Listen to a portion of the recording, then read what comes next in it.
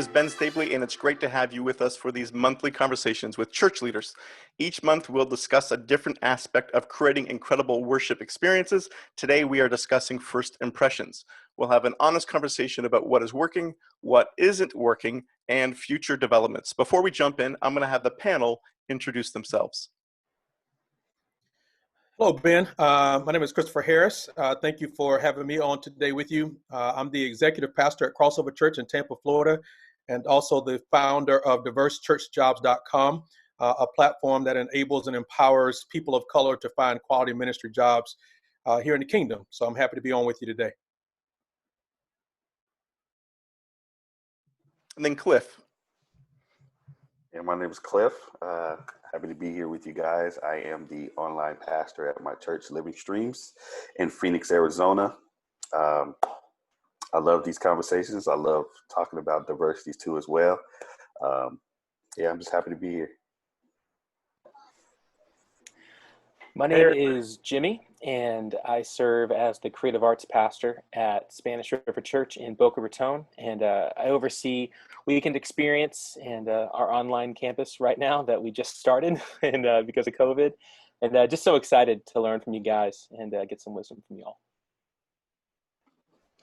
Hey everybody, my name is Romel Magno. I'm the campus experience pastor over at Salvic Church in California. Pretty much I oversee the experience from street to seat, from people, places, and things, of events, guest services, and all that great stuff. So I'm super excited just to have this conversation with these guys and continue just talking about what does that first impression look like for our guests these days. So excited to be here. Here we go. My name is Sammy Flores, and I'm the Director of Guest Experience and Connections here at Christ Fellowship in Miami. And so basically my role is to make sure that we have an awesome guest experience, the same from the street to the seat, and then also with the follow-up, and which is our connection process for first-time guests. That's awesome. Like I said at the beginning, all-star panel here discussing today. And the best thing is all these guys have a heart, a passion to talk about first impressions, making sure that when someone comes to their church, to their campus, they have a great experience all the way through. And so I love the fact that each of these leaders has a passion for that. So guys, I want to talk first of all about online. Let's talk about we're going to talk about what isn't working. I want to learn through our failures. We're going to talk about that. But let's first of all talk about what is working. Why doesn't one of you jump in and tell me what have you found to be working for you while you've been exclusively online? Well, I'll just jump on in, Ben. One of the things that I noticed that was really, really a powerful moment was I started asking myself, okay, so what have we learned since we've been in this COVID experience? And one of the things I realized then when I started thinking about the question that you were asking is that really the first impressions, as we would all agree, really begins with your website. And so one of the things that's really been going really, really great for us is that our front door has really just been energized. It's relevant looking, it's easy to navigate, it's branded properly. And then our worship services really took on a whole different complexion. We just really started elevating the things that we were doing, because most of us probably were always recording or broadcasting our messages for the people really that were in the room. But then we had to realize that we were broadcasting and recording these things for the online audience. And so we just elevated the content, and probably the biggest thing was the cinematic view of our services, just to make them more engaging. That's been huge.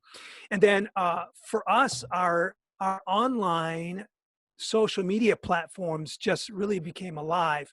And we took our guest services directors from all of our campuses and hopped them on as chat hosts. And that was amazing. That really, really took on a whole different complexion. And then our onboarding process, or for our members or for our new guests, which is our CF 101. Before COVID, I would have never considered doing online teaching of our membership process. But we rebranded it and launched it, and it was just really, really a great shot in the arm for us. And so I just kind of, for me personally, just took on this whole different experience, because I want to be in the room engaging people. but then going online was really, really, really, it's been really awesome. That's great. I Yeah, think that's helpful. So, yeah, Christopher, take it over.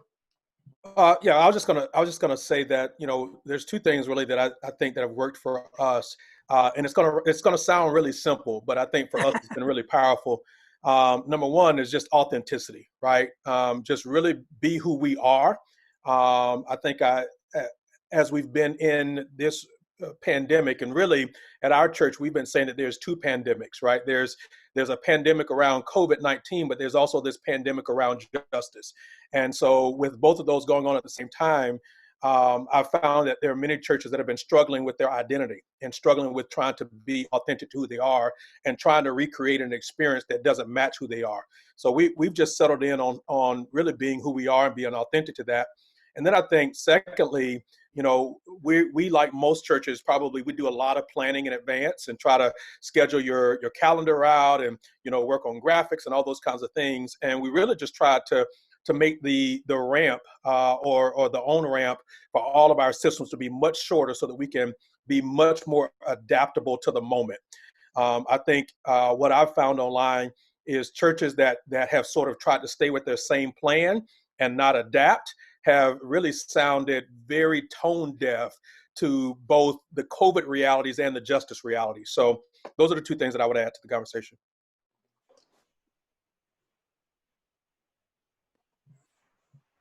Cliff, you got something? Okay, yeah, I thought Jimmy was going. I was, but you go for it, man. What haven't worked for us is, I'll let you know that what haven't worked for us was keeping our regular same services that we do every Sunday.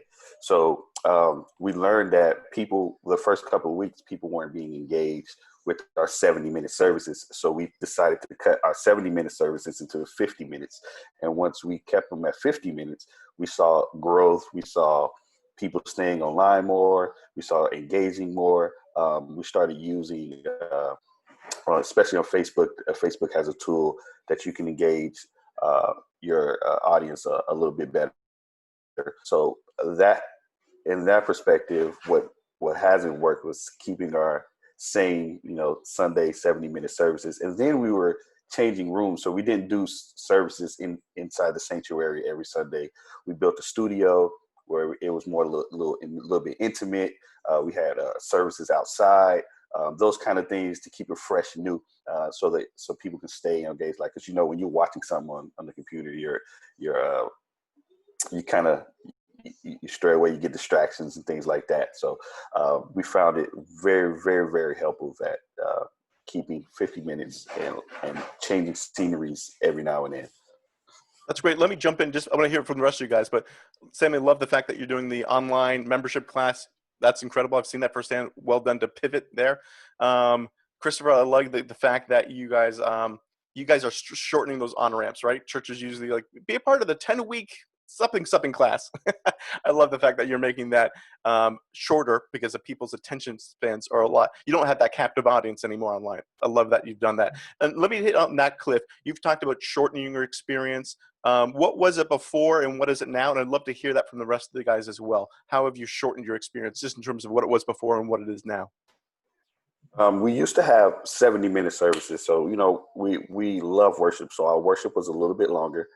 And so we shortened the worship part from 24 minutes. And now we got about 16 to 18 minutes.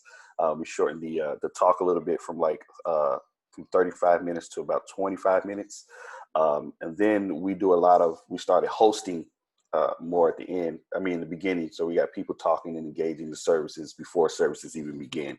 So that's pretty much what we did. We took that time, we cut the time from the worship and the talk and added a little bit more in the beginning so we could do a little bit more engaging. So that's been really, really helpful. We saw our numbers just explode once we started doing that.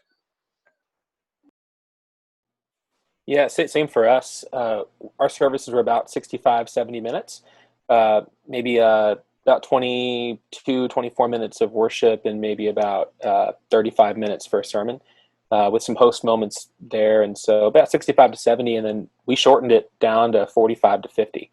And that it was a cut because our preachers love to preach. So instead of preaching instead of preaching a 30-minute message, now they're preaching a 20-minute message. And instead of 5 songs, now we're down to 3. And so everyone's making cuts. We want to make the service to have the most impact, the most powerful 45-minute service that they'll tune into, and just want to minister to our people. And we found really it's just times aren't normal, so we were really wrestling with, like, do we provide church as normal just to add some normalcy? But we decided that it probably best serve our church well to match their context. And so we tried a lot of different things. And I think every week we tried something different, but shortening the service really, really helped. What about at Saddleback? How have you guys changed your times? Yeah, so Pastor Rick Warren is our preacher. And I'm okay to say this. We didn't shorten anything. It's about the same. And that's all good. I mean, our engagement has been great, honestly. What worked for us in the first impressions world really was, I think, our worship, 100%. What we found, and we still have not recorded in our worship center sanctuary at all. It's been at home. It's been now a little bit more outside in some of the beautiful hills we have out here. But it's always individuals, and then they're literally creating this an amazing experience online. We've had an online presence for years, but worship is always whatever you saw on stage. What we've seen and we've heard is that there's this intimacy that's different. The engagement that I'm actually seeing their face right here versus a crowd or from further away. You're really getting to know them, and you're feeling. It's weird to say this. You get chills watching worship online, which is crazy to think before. So I think that has been a great first impression for us, because it's not what everyone would see. Again, if you watched sometime during the week, you wouldn't even get the worship. You just get the message, right? So that's for sure has changed for us. And we started right away an email called Saddleback at Home. Pretty much that changed as well. And there was always information on there that I think that people would never normally read, right? Whether it was info just on our church, or now a lot of it is just on what COVID has to say about certain things in our government and our state and where we're at. So that's pretty much a Monday to Friday delivery, which is different, and I think been a huge impact. And the last thing I'll say is that we pivoted probably by week 2 or 3 of, like, hey, text this if you want prayer, text this number if you want to be part of a small group. And then I added text this for first timers, whatever. But and if you accepted Christ, those are the textings we added quickly, and they were huge. We didn't think it'd get that big for us. So prayer obviously was the biggest one, and each week is getting. I don't know exact numbers, but each week we're getting very consistent in the hundreds for sure of just texting the prayer. So those things. Didn't have. Our online pastor was on video, but it wasn't doing any of the teaching, any of the engagement that way. So that changed for us for sure. And we know that going back, a lot of these things we can keep, so. Yeah, our services were probably right at about an hour and a half for each service. And prior to the pandemic, we did 3 services a Sunday. So we initially, of course, we did shorten it a little bit. But our people didn't necessarily complain about the length of our services, so that wasn't a big issue for us. So we're really down. We average now between 50 to 60 minutes, so we maybe chopped off about 20 minutes at various points to it. From day one, we've pre-produced the show, or pre-produced the service. We didn't want to record live or do it live. We wanted to make sure that we had the opportunity to do some post-production things in there, so we tried to make sure that we do that. One of the things that we found to be very engaging for our audience is that we literally every single week we record in a different location. So we, last Sunday when I had the opportunity to preach, I actually did portions of it in one part of our city where there's a lot of partying that happens.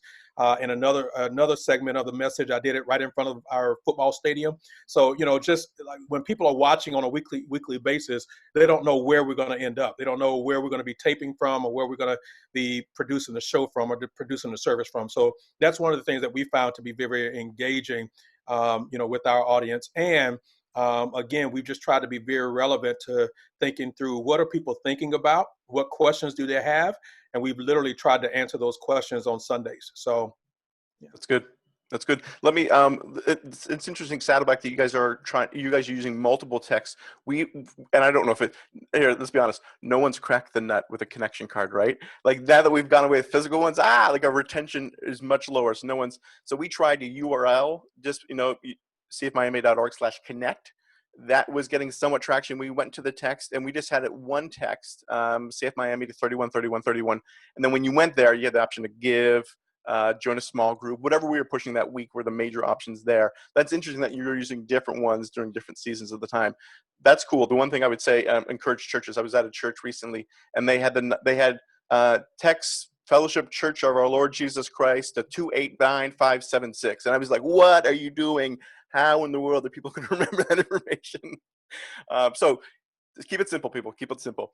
Jimmy, anything else that you want to close out this conversation about things that are working with first impressions while you're exclusively online? Yeah, so I'm sure many other churches found themselves in the same boat, but we didn't really have a vision for our online campus at all, or our online services. I mean, they were mostly convenience, like, hey, if you're sick or if you're on vacation somewhere, just tune in, and that was really it. Obviously now that we're exclusively online, we had to make some shifts and really honestly create a vision from scratch for it. Like, what are we trying to do with our people online? And when it came to guest engagement, one thing we did, and it's not revolutionary, other churches do this definitely better than we do, but it's just a pre-service host moment. Really small. I mean, just maybe even a minute, maybe 45 seconds, but just a moment, 5 minutes before service, 10 minutes before service, just engaging those that have logged on early, letting them know, hey, we know you're here. We love you. We're praying for you. Here's your next step. Introducing our host for the weekend, whoever that is. Could be our kids director or one of our pastors, but just introducing the host and just engaging those people. That for us was really huge. That's great. Guys, let's pivot. It's the word. I think we should do, there should be a taboo game and we buzz every time someone says that word. We'll try not to say it anymore the rest of the conversation. One of our values at Christ Fellowship is humility is our posture. We like to humble ourselves so God can exalt himself. And so I will lead the way here. The next phase of our conversation is talking about what didn't work. And the reason I love this conversation is not because this is a shame game or we're just throwing ourselves under a bus, but we learn the most oftentimes through our failures or through someone else's failures. It helps us avoid something as well. So I want to learn, I'll admit one of our mistakes, but then I want to hear something that you guys missed early on while you were online with first impressions. For us, it was our hosts. We did not give them directions. We told them, you're hosting this service on Facebook or on Chop. And it was great. And it was either crickets or they go on a political rant, and neither were good for us, or probably for you guys. And so we realized that we needed to come up with some boilerplate information that they can give out and some direction to guide the conversation. So we missed the ball there. And then the other thing too, that's really, we finally turned the corner recently, that our host on Chop, if you're on that platform, you'll realize you can say your name and do a photo of yourself. People would have the oddest names about themselves. It would be like, big guy, or a chief, or it wasn't the actual name, or be a photo of their cat. And so we're like, no, use your name and use a photo of yourself, because we want to connect people to you. So it's silly, but those small things we were figuring out as we went. What are some missteps that you guys experienced? Yeah, I'll jump in. One for us was this. This is going to sound really basic, probably for some people as well, but in a very real way, we didn't anticipate how every element of the service would translate while people are sitting on the couch at home, right? Like it may look well when you're in a building together, right? If you do something or make a joke or put a video together, but it's going to look radically different when you do it and everybody is online, right? And everybody is virtual. So that was a misstep that we've tried to navigate a little bit better. I think secondly, for one period of time, I would say maybe about a month, we literally just tried to keep everything stable and the same, right? Here's what we offer on Sundays. Let's keep it that, and our people sort of quickly rejected that. So we were like, okay, we need to be able to be responsive enough, back to another question and answer that I provided earlier, but just be responsive enough to say, okay, you know what, this has run its course. Even if it's only been 2 weeks, or 3 weeks. This has run its course. Let's do something different and change it up, right? The order of the services, or who speaks, or how we do certain things, or just whatever that may look like. Even how we do worship didn't need to look the same. A couple Sundays we did worship. There were no intelligent lighting. There was no multiple people. We used one person, and so just varying it up and changing it up a little bit. Last thing I would say, and this one was a real big one for us, and that was at one point, as we were getting to the place of planning and adjusting and updating everything, we really kind of went insular, where we were making decisions based on our preferences as a staff and as a team. And that was a huge mistake, right? Just really, really anticipating what are people thinking and doing when they see this on Sunday, sitting on their couch at home and they're in their pajamas, they haven't had breakfast yet, just whatever they may look like, right? And so those are 3 things that I think we dropped the ball on, that we've had to kind of make sure we pivot on pretty quickly. Oops, I said the word, sorry. Who else? That's awesome. Yeah, I think I would. I think I would also agree with Ben. The hosting, the chat hosting was a bigger deal than what I realized, and so we put together. Ben helped us out in putting together really a great best practices, and that was super helpful for us.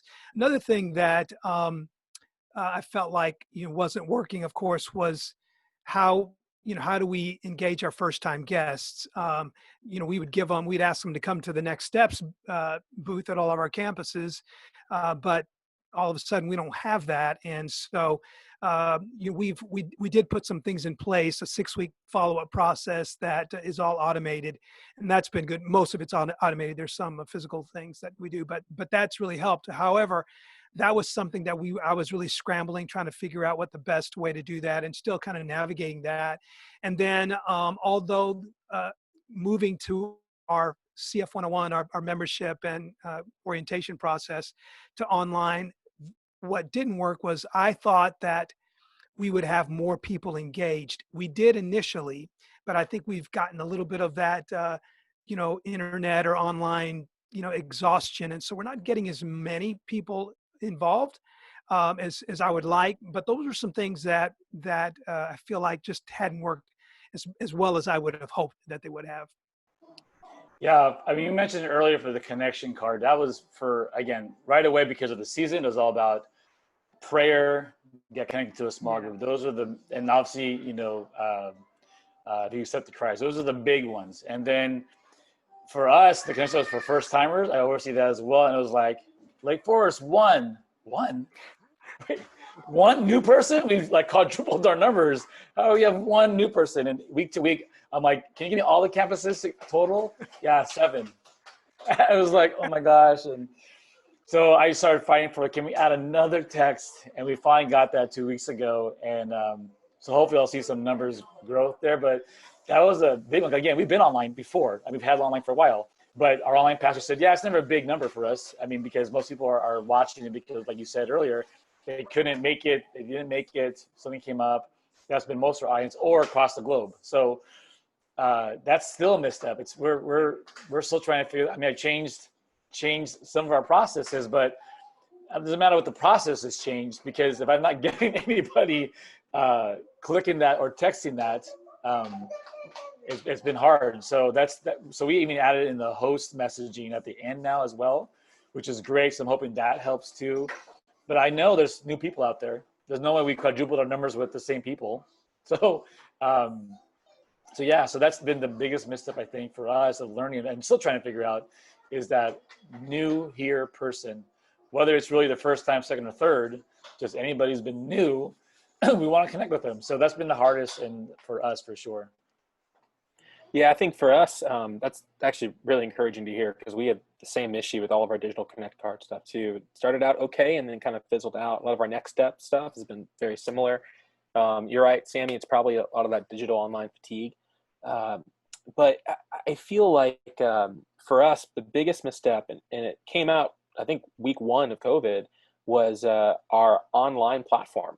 Just the way that we were streaming service, the way that we had embedded our player on our website.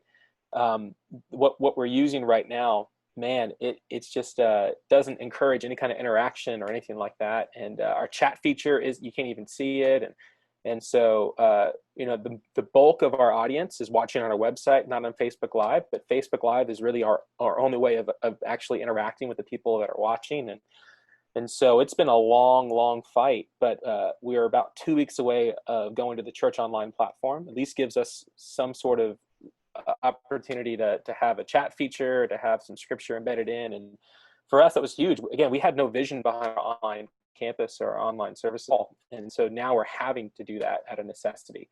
And so that for us was something that didn't work, is just the way that we had our services embedded in our website. So Jimmy, I was going to say something just really quick to you. If you can get onto Church Online, man, that has really been revolutionary for us. It really has been. And so, and if you need to, man, our online guy down here, Pastor Ray, he can sure, give you some encouragement there. So, but That'd be awesome. whatever you can, that would be awesome. Yep. Cool. Thank you for that. Yeah, Ben, if I could add to just one more thing that I just thought about as well. One of the things that we also had to acknowledge and realize, even in terms of the virtual and the online space, and this is a hard one in the ministry world for many people, but that is the acknowledgement that everybody is going to engage differently, because in real life, they have different personalities, right? Not everybody is an extrovert. Not everybody likes to go out of their way to talk to groups of people and, all those kinds of things. And, our pastor is very relational. Several members of our team is very relational. I'm a little bit more of an ambivert, in that kind of way. But I think many churches, as I've observed, not just our church, but even other churches, we use language that sort of forces people to engage. And I don't know that we always were aware that if you're an introvert or a little bit more reserved, you're going to engage differently virtually than someone who's just extroverted and needs that relational fuel to kind of be able to thrive. So just for what that's worth, I want to throw that out there as well. That's helpful. Now, Cliff, I know you guys didn't do anything wrong at Living Streams Church, but if you did do something wrong with your first impression experience, what was it? We did a lot of things wrong. But first, I want to say this. That was my first time ever hearing ambivert, so I had to look it up to see what it was. Not going to even lie. So, at Living Stream. I'm glad you said it. I wasn't humble enough to say it. I'm glad someone in the room was willing to say it. I'm still trying to figure out how to spell it. I haven't Googled it yet. Ambivert. And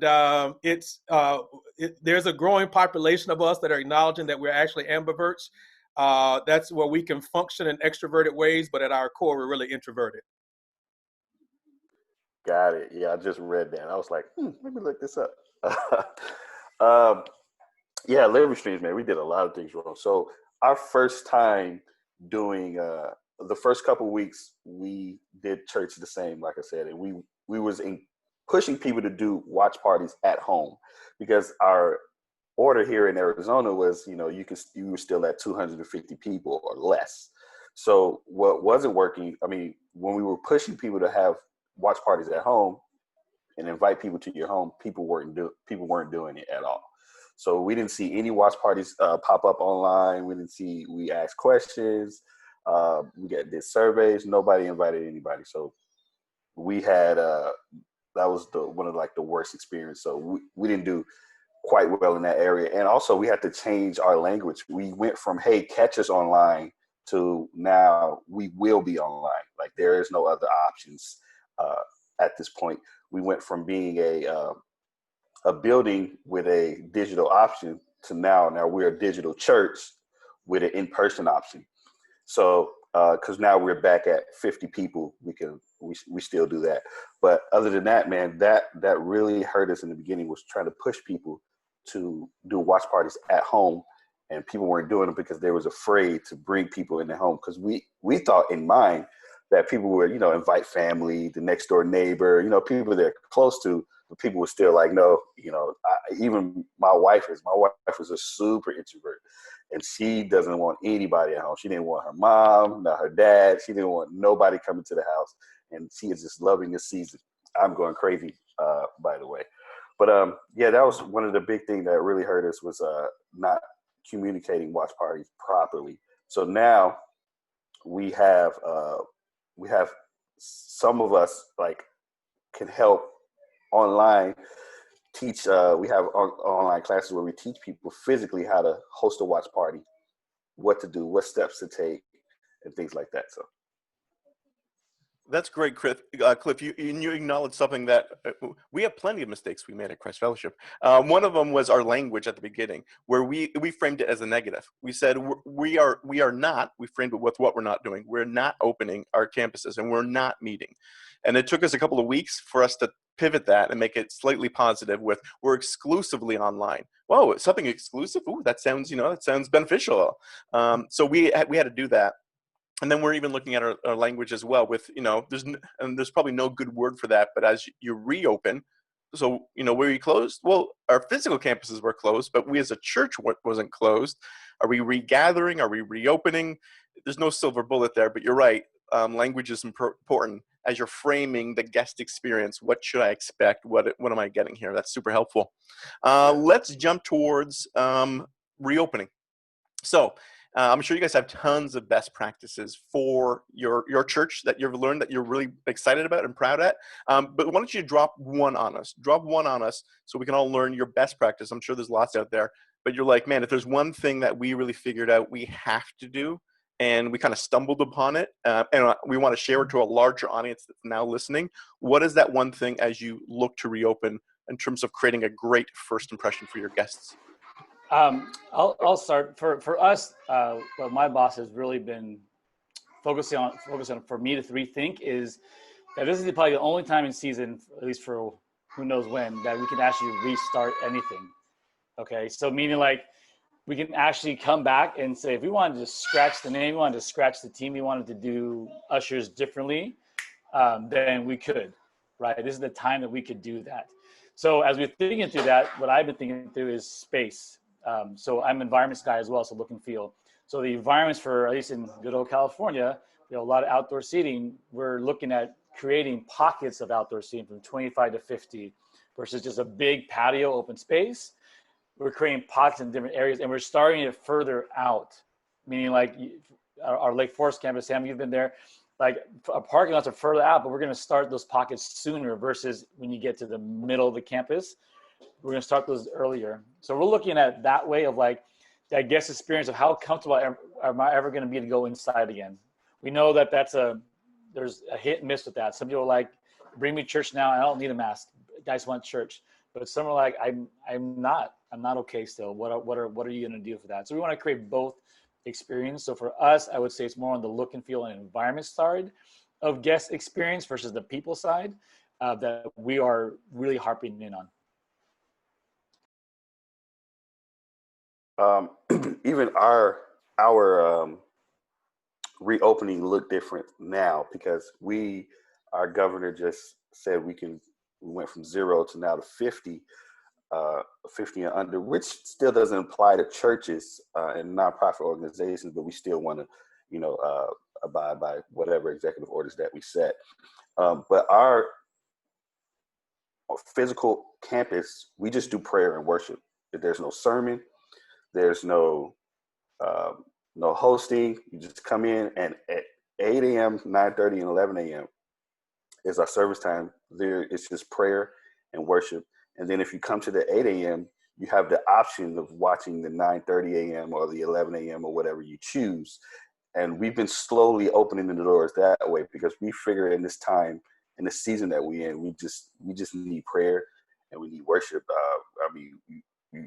He's been our pastor for 5 years. If you're part of our church, you heard him speak many times, so you don't need any more messages at the time. We just come in and and it's lovely, man. We've been packed. It's been, because we have to do a registration, and we see 50 people registered, and then we see like 200 to 300 people waiting just in case somebody like drops off and things like that. So our people are excited to come back, and our people are excited for prayer and worship. And I think just keeping it a safe environment for them, doing what we need to do, the normal stuff, the hand sanitizer, we got masks, we got gloves and all those type of things, and social distancing. Yeah, we actually wrote a letter to our governor asking, even though we don't have to, but we asking, hey, our church is way bigger. Our 50 people, we can social distance with about 200 to 300 people in our building, so can we do that? So we're waiting on a response from that to see what he says, if it's an okay. But yeah, our reopening looks totally different. And I think we're not going to like physically have messages on campus for about another 2 to 3 months. We're going to see this out until like October, basically. Cliff, let me pump the brakes here, man. I came to learn. You dropped some. So you're telling me you're opening up your services and there's no messages. No messages. Dude, I love that. I did not even think of that option. I think that's that's going to be a game changer for a lot of church. You're feeling, what I hear you saying is you're feeling the pulse, spiritual pulse of your people. Yeah. Is we're good with messages. Yeah. We just need to call on the Lord and out of our need and out of our adoration through prayer and song. Yeah. Dude, that's game changer. I love that. So powerful. It gives me chills. It's been so powerful. Wow. Lives are getting like changed. We're doing baptisms next week. But there's people we've seen more people give their lives to Christ during these worship times. We've seen so many people come up and for prayer, because we have a prayer team. We don't touch. We just talk as close as we can. And also we're doing these wristbands where it's at the end, it's like the yellow, red, and green. It's like red means no talking, no touching. They just leave. Green means I'm okay to talk. I'm okay to hug. And yellow means I'm okay to talk, but no touching. So those has been helpful as well. I've seen other churches do it, but that's been helpful as well. People come up for prayer, and it's been like a game changer. Like That's good, man. It almost seems like we might not have any, like I said, any messages until October. You set the bar high there, but I want to throw it up to the rest of our guys. You got something? Can you top Cliff? Well, I'm going to go ahead and it's kind of like doing speaking after kids or dog tricks. And so here we go. Well, we've been saying that normally we would say that guest services, we want to give our guests an extraordinary experience from the street to the seat that helps them follow Jesus. Well, now what we're saying is we want to give our guests an extraordinary experience that is safe, spacious, and sanitized from the street to the seat. And so really for us, our posture really is to highlight those areas, to give people assurance, to give them confidence that when we do reopen, it's going to be obvious. And so I'm creating training videos for our reopening. We are trying to look at reopening our campuses as if we were launching all these campuses all at one time. So the branding has to be the same, the signage has to be the same, properly placed, all those things. So when they come back registering all of that. When they come back with confidence that we are caring for them spiritually and also physically. Now, obviously, this is how we're planning right now, but if it's October, January, things may look different. But that's the posture now. We're trying to just sound those horns to make sure that we're set and ready to go. Yeah, go on. I was going to say it's just we decided to over communicate like a lot of things, and one of the reasons for that is not only are we wrestling with all of this unrest with COVID, but also we're in the middle of a senior pastor transition, so we have a little bit of a gap in leadership, and this is quite the season for our church. And so we've just made like a decision. We're going to do a lot of emails to our church, updating them on whatever decisions we make. And when we get closer to reopening, we're going to over communicate what they can expect, what the processes are going to be, what are our procedures, what does kids ministry look like. We're just going to make a decision that even though it might be spammy, we just want to make sure that nothing goes under the rug, that everything's out in the open, everyone knows what to expect when they arrive, especially guests. Now more than ever, we want to communicate that the church is a safe place for their family. Yeah, we try to be very intentional to have our people throw out the word normal, even when we do get back, because I think, part of the anxiety that's created in the body of Christ is that everybody just wants everything to go back to normal. And I think for us, at least, we've sort of just landed on the space where nothing is ever going to be normal again, right? And we've sort of used the example of, when many of us can remember pre 9/11 and being able to walk our family members right to the gate, hug them and kiss them and see them, pull off and that kind of thing. And 9/11, of course, changed that dynamic. And so we've just said that COVID is one of those realities for us where we just want our people throw away the word normal. That's going to help reduce some of your anxiety and frustration and the anxiousness to get back to normal, right? And just be prepared for whatever that reset is going to be whenever it happens. And we initially set a date. We were going to come back in June. We never said, Easter or anything like that. We always felt like it would have been, May or June. And so we set a date actually to do June. And of course, here in Florida, once our numbers started going back up, we came back and told our people, we're not going to give you a date right now, guys. Just let's dig in to online and virtual. Let's lean in on that. Let's let God keep breathing on it and blessing it. And we're gonna have fun while we're doing it. While we're doing it. And that's been our story. We've been sticking to it. So I like that, Christopher. We've I think the Oxford English word of the year is going to be pivot. And what I hear is you're just cutting normal out of your dictionary. You're just taking it out. No more. We ain't doing that. The other thing, I'll throw this in last before we get to the last conversation, is for us, for a great guest experience as we reopen, is we found that we need to do at least a soft launch with our volunteers beforehand to get the rust off. I don't know if any of you guys watched the NBA. I watched last Thursday. It was great games. Pretty rusty. The guys were a little sloppy, a lot of turnovers. And so the same thing with us, right? We're going to get back and we're going to be pretty rusty if you don't do a soft launch with your volunteers first. So when your guests, your congregation ultimately comes, they've got a great experience. Okay, last conversation topic. I'm not a prophet, nor am I the son of a prophet, but I don't know if you guys are either. If you had a crystal ball and you were able to project a year down the road in relationships to first impressions and a great guest experience, what would you feel things are going to look differently a year from now? What is a long-term change that is going to be implemented because of the COVID season? Yeah, I'll jump in first. I know that earlier, I think it was Pastor Sammy that may have mentioned about, folks looking at the website first. And I think all of us, that's a no-brainer for the kingdom now, for churches now. So we know that. I honestly think that, because as I alluded to earlier, there's really two pandemics that are going on.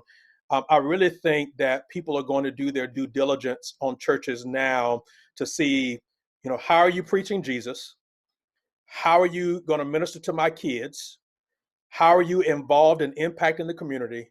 And what's your stance on justice issues? I think those four things are going to literally be driving forces for how people will reallocate their faith time, how they will reallocate their commitment to the church, the local church, and that kind of thing. And then, I think on another side of that, those four things are important. But I think once folks get engaged, I really think folks are going to really try to be, passionate about, is there a space for my gifts? One of the things that we found out during this pandemic is that the church does a great job at prioritizing the gifts that are on the platform and with a microphone. We haven't always prioritized the gifts where people's names are not being called and they're not always on stage. And now those folks have been the ones that have sustained the church, right? Prior to the pandemic, a pastor may have never had a conversation with his graphic designer or with his online pastor in a deep way, right? But now, man, that pastor knows the switcher, the camera operator, because that's where the priority has been.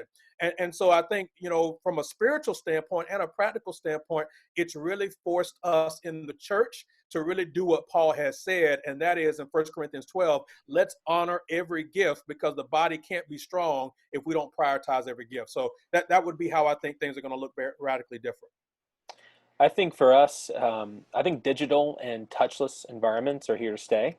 I think figuring out, for us with first impressions and with guest services, the conversations we were having is how can we, what tools or gifts can we give guests just to thank them for joining us on a Sunday, and how we're going to hand out a free T-shirt if they're going to be reluctant to take it, or whatever that is. Could be even a bulletin or a Connect card, could be anything, whatever that piece is or whatever that tool is.